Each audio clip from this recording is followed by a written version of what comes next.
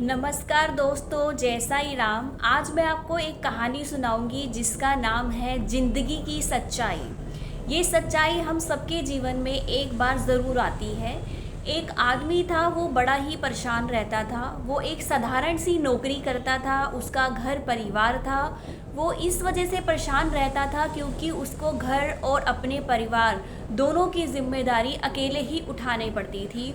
उसकी एक पत्नी थी, माँ थी, पिताजी थे और एक बच्चा था।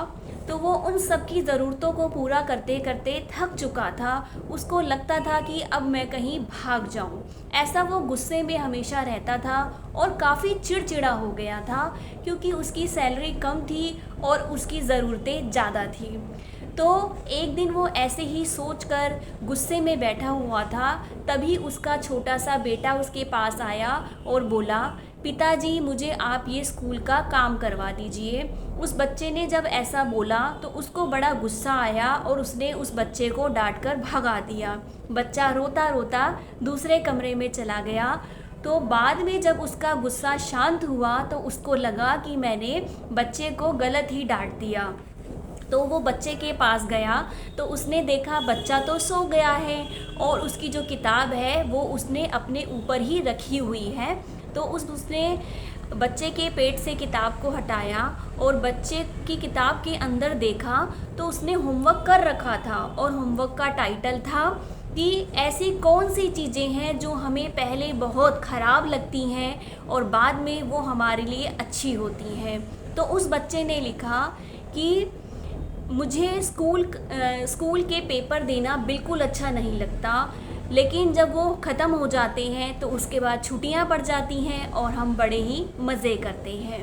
फिर उसने दूसरी बात लिखी कि मुझे कड़वी दवाइयाँ पीना बिल्कुल अच्छा नहीं लगता, लेकिन जब मैं उनको पी लेता हूँ तो मैं जल्दी ही ठीक हो जाता हूँ, वो मेरे लिए अच्छी होती हैं।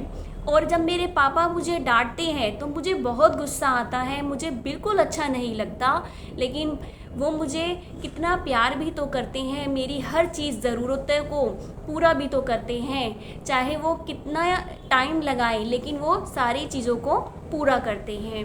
और मेरे पास तो पापा हैं, मेरे दोस्त मोहन के पास तो पापा भी नहीं है।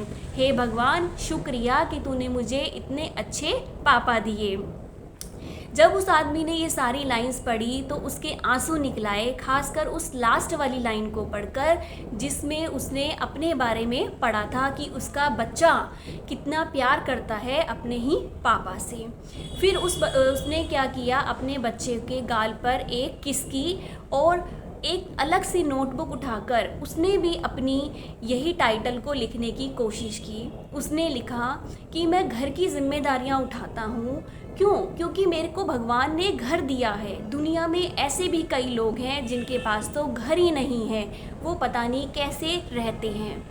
भगवान ने मुझे परिवार दिया, माँ बाप दिए, बच्चा दिया, बीवी दी, मैं उनकी ज़रूरतें पूरी करता हूँ क्योंकि भगवान ने मुझे इस लायक समझा कि ये मैं सब कुछ कर सकता हूँ। कितने लोग तो ऐसे हैं जो पूरी ज़िंदगी ही अकेले गुजार देते हैं, ना वो शादी होती है उनकी, ना उनका कोई परिवार होता है। और दूसरा कि मेरे घर मेहमानों का आना जाना लगा रहता है, मुझे कितना गुस्सा आता है जब वो आते हैं, लेकिन शायद भगवान ने मुझे इस लायक बनाया, शायद समाज में मेरी इतनी इज्जत है कि लोग मुझे मानते हैं, मेरे घर आते हैं। तो क्या हुआ, मुझे भगवान ने इस लायक तो बनाया है कि मैं इन सब की जिम्मेदारियों को पूरा कर सकूं। मुझे इन सब चीज़ों को सोचकर बड़ा गुस्सा आता था, बड़ी परेशानी होती थी कि मुझे ही ये सब कुछ करना पड़ता है। लेकिन आज मुझे समझ आया कि ये सब चीज़ें जो हमें बुरी लगती हैं वो बाद में हमें कितनी अच्छी लगती हैं। अगर हम चाहें कि हम दुनिया में अकेले रहें, हमारे पास कोई जिम्मेदारी ना हो और हमें ही काम ना करना पड़े, सबको काम करना पड़े, अगर सब ऐसा सोचेंगे तो शायद परिवार ही नहीं रहेंगे। तो भगवान ने कुछ सोच समझ कर बनाया है। आज मुझे समझ आ गया, मेरे बेटे ने मुझे समझा दिया कि इस दुनिया में ज़िम्मेदारी भी उसी के ऊपर पड़ती है जो ज़िम्मेदारी निभाने के लायक होता है। तो उसने हाथ जोड़कर भगवान का शुक्रिया अदा किया कि हे भगवान, मैं तेरा शुक्रिया अदा करता हूँ कि तूने मुझे ऐसा जन्म दिया, इस लायक बनाया कि मैं ज़िम्मेदारियों को उठा सकूँ, और आज के बाद मैं गुस्सा बिल्कुल नहीं करूँगा। तो दोस्तों, आपको ये मेरी कहानी कैसी लगी? हमारे जीवन में भी काफ़ी लोग हैं जिनके पास पैसे की कमी है, जो साधारण सी नौकरी करते हैं, परिवार की जिम्मेदारियों को उठाते हैं, लेकिन वो कभी गुस्सा ना हुए, क्योंकि भगवान ने उनको ही इस लायक बनाया है कि वो ऐसा कर सकते हैं। अगर आपको मेरी ये कहानी अच्छी लगी हो तो प्लीज़ लाइक करें, शेयर करें और कमेंट्स करके बताएं कि आपको ये मेरी कहानी कैसी लगी। धन्यवाद।